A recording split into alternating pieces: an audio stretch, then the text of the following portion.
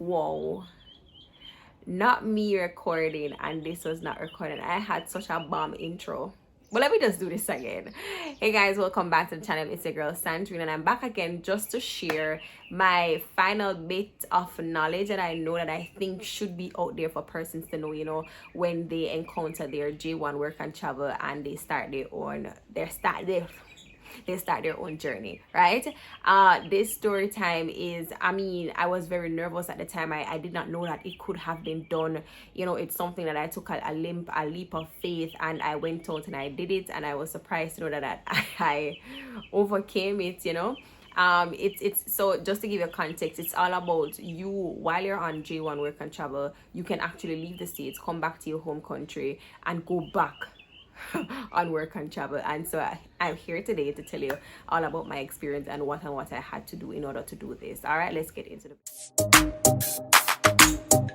all right, guys, so where should I start? I think I should start at, as you know, J1 work and travel summer, it's for college students who are doing their bachelor's degree, 4 years. Sometimes I hear that associate people can go on work and travel too. I'm not too sure about the master's people, if you can go on work and travel, but I am sure about the persons who are pursuing their bachelor's, and I think associates as well. Get information from your company. Now, this is a story time of how I actually went on the J1 work and travel in May, and I came back down. I left the States and I came home back to Jamaica, and then I went up again on the same visa in the same year.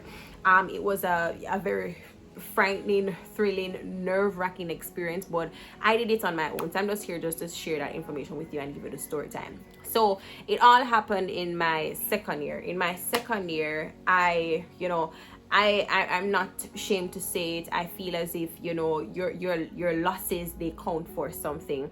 And so in my second year of college, I failed two courses, and I was stressed out about it, because I was like, oh my god, I need to stop, and I can't be just failing, because the previous year I'd failed some courses, all because of some I won't even get into that. And so when I failed again the second year, I was really stressed out, because I'm like, oh my god, can't I just pass everything? And the funny thing is that it's not as if like every semester I was failing. It's just that I would pass everything this year, fail one that year, and then pass everything in the other semester, and then so it was a case like that. And then after that I decided I was never going to fail again, and of course I did not, because I'm like, girl, you have to get it together. But the reason why I even failed those exams was because I told myself, and I need to stop this, like I told myself I wasn't going to pass the exam, and so that's exactly what I did. I went into the exam with little to no expectation, and I did fail the exam. So it ended up that those results came out in January, and when I saw those results come out in January, I was like, shoot, if I want to graduate in the 4 years, I have to do a summer course. And so I was like, but I can't do summer course because I'm going on work and travel. How is that going to happen? So in my mind, I'm like, oh my god, so it's unless I'm going to go up and then come back down and then go up again. And I'm like, you can't do that, because I've never seen anybody done that. So I was back and forth with that decision. I went to bed, I spoke to some of my friends, and I never remember. Listen, sometimes your friend might say some things in your life that might damper your spirit, but it isn't because they are malicious towards you. Sometimes you need to hear that negativity. And I won't even say that negativity that can't, And so I remember when I was saying it to some of my friends, and they were like, girl, we don't think you can do that, and I tell you, we have never seen that done before, and we don't think you can do that. Just spend the extra year or the extra semester. And I'm like, I can't, because I send myself to school. I don't have any mother, father, anybody to depend on. I send myself to school, so I have to. And so I went ahead, and I went home, and I was feeling depressed, and I was like, I don't know how I'm going to do this. And so I remember that night I could not sleep. 1 o'clock in the night, I will never forget. Listen, God is He is a God. And I remember that night, and I woke up and I said, God, how am I going to do these 2 courses and still finish in 4 years? Because I won't have money to go and finish, an extra semester if I have to. And so it's like God said, come down in the summer and do it. And it's like I had that resolution that let me tell you something. Yes, when you tell yourself something, it's like, Lord Jesus, I don't know if I'm going to do, but yes, when God says it, it's like it's like you need to question, because the man say come down in the summer and come do it. So how I was going to do it, I don't know. All I know is like I heard him say, and I clearly know the voice of God. He said come down in the summer and do it. And I went to bed and I slept that night, and I said, okay, then I'm going to come down in the summer and do it. Up to now, I don't know say could I do it. I never know nothing at all. I just know say God say come down in the summer and come do the little exam them and such things. So that is what I was going to do. So it so ended up that time was coming down to exam, and I had in my mind that I was going to do these courses. So I had to pay for them before I left for work and travel. I had to pay for them. I had to do all of those things, putting things in order from May, from before I came up, from April. I didn't have any money, so I had to be borrowing from people. It was a summer course. I think it was like 15,000 for one, and it was 2 courses, and so I had to be borrowing money, but I borrowed, because in my mind I'm going to go up and come down. How I'm going to do it, I still don't know. I'm editing the video and I realized that I did not say this, but for persons who went to teachers college like me, you would have to come down in the summer to do your exam. But if you go to colleges such as like the UE, I know for the UE you don't have to come down. You don't have to come down. You can actually request for your paper to be sent to the nearest college near you, and then you can go and sit the exam there. Please be reminded, it will be costly. I think it costs, because my friend was doing the same thing as well. It's just that because I was teachers college, I had to come down because they did not support international sitting of the exam, resitting of the exam, and so I had to come down. But my friend who was going to UE at the time, they paid the money, and what UE did is that UE sent the paper to the nearest college, and so the person just went to the college and sit the exam. So point of information for those who did not know, listen, I promise you everything that you need to know is out there. You just have to align yourself to people who know the information, and so that is why I'm sharing what I know with you. So if you find yourself in the same thing, this is what you can do to help you out. Let's go back to the story time. Even how I got the idea of how to get the paper and do it, I don't remember, but I'm just going to tell you what I remember and how I did the whole process. So when I went up and I started working June 1st, I will never forget, I started working June 1st, or it was May 28th, one of them, Memorial Weekend or so. That's when persons from Illich, Denver, Colorado normally start working. And so I remember that when I went up, immediately when I signed up, I told my supervisors, I'm going to leave in the summer for some time, go back to Jamaica, and then come back up because I have some exams to sit. And they were like, yeah. So I gave them prior notice. I told them from day one that I was going to leave and come back. Beg you, I still don't know how I'm going to do this. I don't know if it was even possible. And one man said, reach out to my sponsor, the person who was placed in Denver at the time, and I spoke to her. And because she normally come to Illich on a Wednesday, and when she came, I was like, Casey, I need to go back to Jamaica. Like, I need to go back and sit some exam. And she was like, oh yeah, sure. I was like, wait, what's it mean? Oh yeah, sure, that's possible. And she was like, yeah, that's sure. She says, all you need is just some letters from your supervisors, the job, and saying that they would accept you when you come back. And I was like, God, oh my God, if I ever doubt you again in life, if I ever doubt you. And I was like, this is why God was saying go, because he knew that there was a way. I feel like I'm getting emotional with this. And so she was like, yes, just get a letter from your supervisor saying that they would accept you when you come back, and then get a letter from the company, that's my company that I was staying at, that my first job, saying that they would accept you when you come back. And so I did all of that. And then she said, get your DS. And I brought my old DS, and she said, get your DS, and what you're going to do, you're going to get those letters, and you're going to get a letter stating the reason why you have to leave and come back, and then you're going to send those, you're going to mail them off to Texas. That's where AAG, my sponsor was AAG, that's where they were based. And so you're going to mail it off to them for the returning officer to sign the paper that yes, they will accept you back in the country. Beg you, I never know nothing about this, and up to this day I was oblivious to this part on your DS, this section over there. I never know that that section was there for if you really wanted to leave the country. And so I'm like, this is why you must really and truly trust God, you know, because here he was telling me, okay, go. And I did not know why he was saying, okay, go, because guess what? The way was already prepared. And so I remember I sent off all the documents, and I started to do this in advance. So I did this from in June because I knew that I was going to come down. I have to come down. And so I send off all the documents and I send them off to Texas. And then the lady messaged, she emailed me and she was like, hey Sandrine, we got your documents and we're going to sign them and ship them off.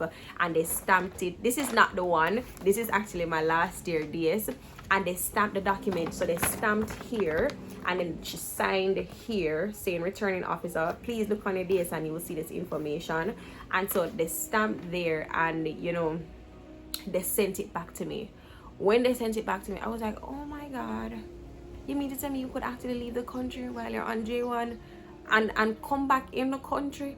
But anyways, so I was elated. I was emotional, and I was elated because I was emotional because I was like, I'm going to get to do these courses, you know, because if I don't do them now while I am in the money to finance them, then it's going to be hard for me to do it after college, because I work on travel, send myself to school, work on travel, send myself to school. And that is how I made it out to 4 years.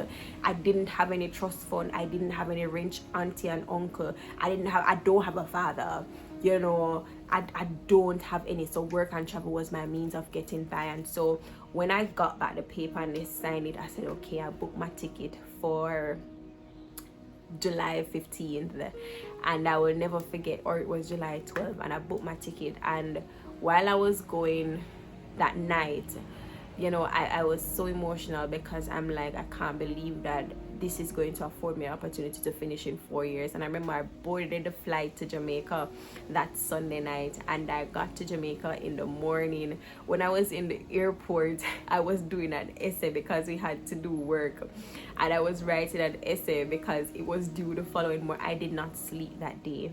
I did not sleep that night. I landed in Jamaica like 10 something, and from the airport I didn't have any car to pick me up. I had to take a JUTC bus and straight into Kingston and straight to St. Joseph Teachers College, and I went straight into class right off the plane.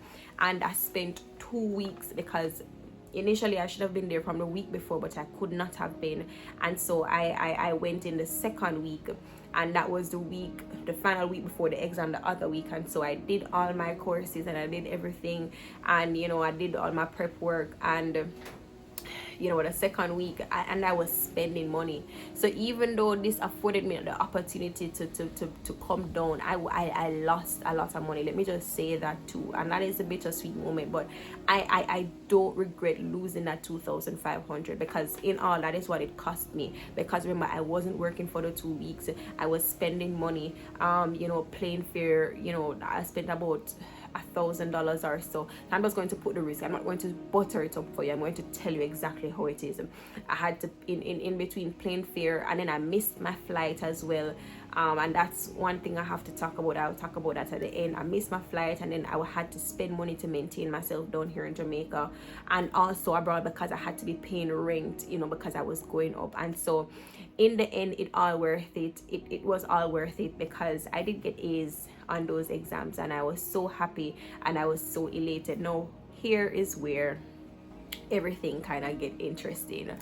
That year, and it is still happening now, this is what, the 29th of May 2022, it is still happening now. The immigration officers were still taking away visas, meaning that when you're going on immigration, when you land at the airport, they were still taking away visas. And what happened with me, and let me tell you, God hand was just all over this, because when the day before I left, a J1 also came down. He came down, I think, to his mother's funeral, and he was going up again. And when the immigration officer saw his documents, they stopped him and took away his passport and sent him back. And so, and somebody else I knew again, they also had like an H2B visa, and immigration stopped them. So immigration was taking away visas around the time that I was supposed to go back. And I was sweating. I was fretting, but I was like, God, you did not send me here to stop here. And the very fact that you sent me here means that you have to take me up back. And this is for the Christian people, them know, not even the Christian people. No. This is what people would believe in a God. Because God not just travel with Christian people.